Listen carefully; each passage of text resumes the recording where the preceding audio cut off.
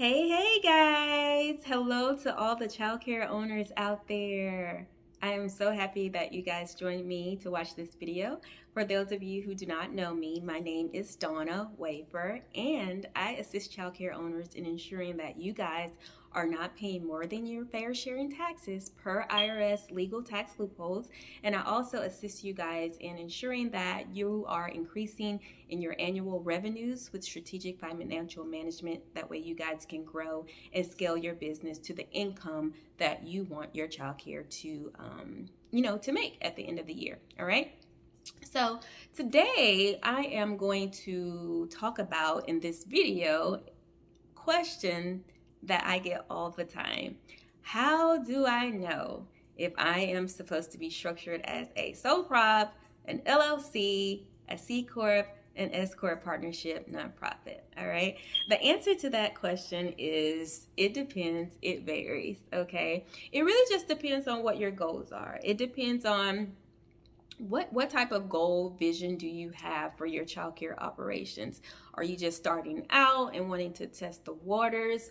Or if you do you have significant experience in the childcare industry and I want to expand, I want to hit the 7-figure, 8-figure scale, I want to open up centers, facilities, statewide or citywide or whatever the case may be. It really just depends on what goals you have for your childcare. Okay, so just to give you my professional recommendation, if you are just starting in the childcare industry and you just wanting to put your foot into the water a little bit to see if this is something that you want to do, and really go full blown into this industry, I would suggest that you start as a sole proprietor. Okay. When you start as a sole proprietor, there's not much paperwork that you have to do in regards to starting as a sole prop. Yes, you do need to go ahead and get your EIN number, and you also want to go ahead and get your business bank account for your in-home daycare, because most in-home daycares are usually sole props, especially those that are just starting out. You definitely want to get that information, and from that, you don't have much, state paperwork to do, county paperwork, or federal paperwork to do. You can just kind of, like I said earlier, just put your foot in the water to see if this is something that you really want to do.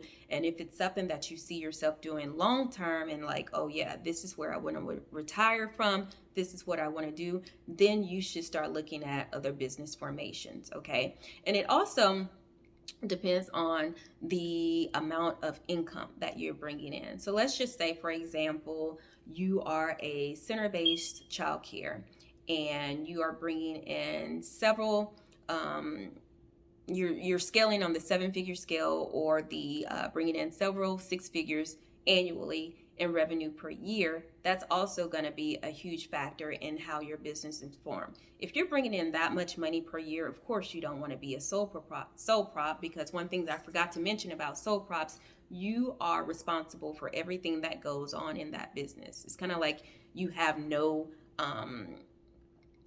protection or whatnot. Everything falls all on the sole owner. It falls on you, which is, one of the downfalls to being a sole prop. But, everything has its good and its bad. You're just testing the water. So yes, it's okay to be a sole prop. Also keeping in mind that everything, the sole onus is on you in regards to everything.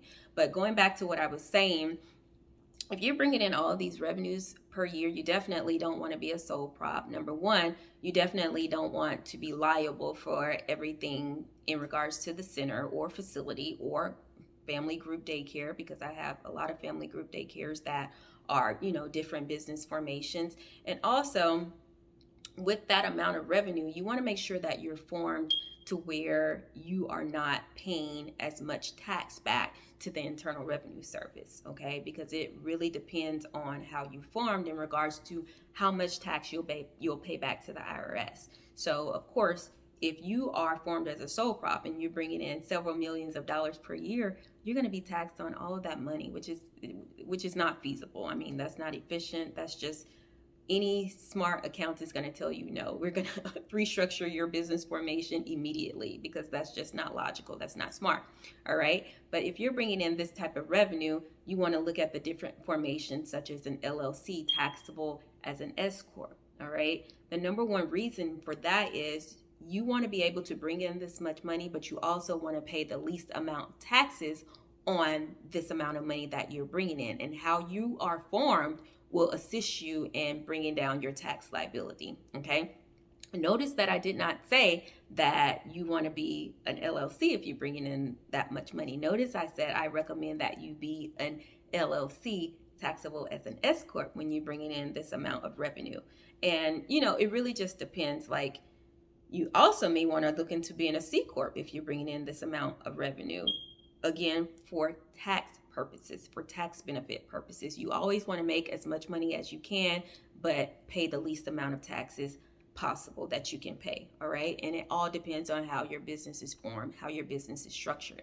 Again, every childcare is different. So I definitely encourage you guys to get with a financial professional in the childcare industry so that they can assess your situation. They can assess your childcare's revenues and all that good stuff from the bookkeeping that you guys have in place.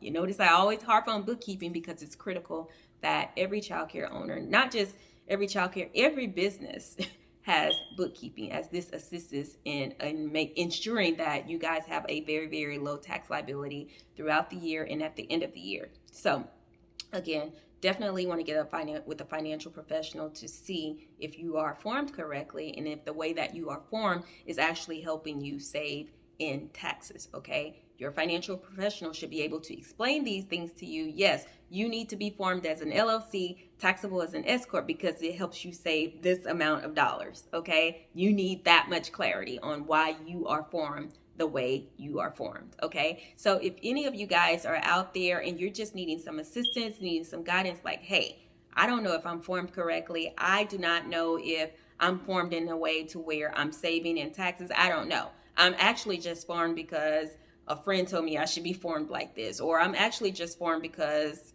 I've heard that I should be formed like that. But if you do not have accurate facts on how you're informed and why you are formed that way, I have set aside some time to speak with you, and there is a link below this video. You can click the link and schedule a 15-minute strategy session with me. And also for you guys that are on YouTube, please subscribe to my channel. There is a link below to subscribe to my channel. I'm here to help you, to serve you, to assist you in any areas that you need assistance. Drop some comments. Let me know if you got any questions. And as I always say, I'll answer them to the best of my ability. If I don't know the answer right then, I will make sure to get you an accurate answer and get back with you at a later date. Again, I do look forward to speaking to you all, and you guys have a great day.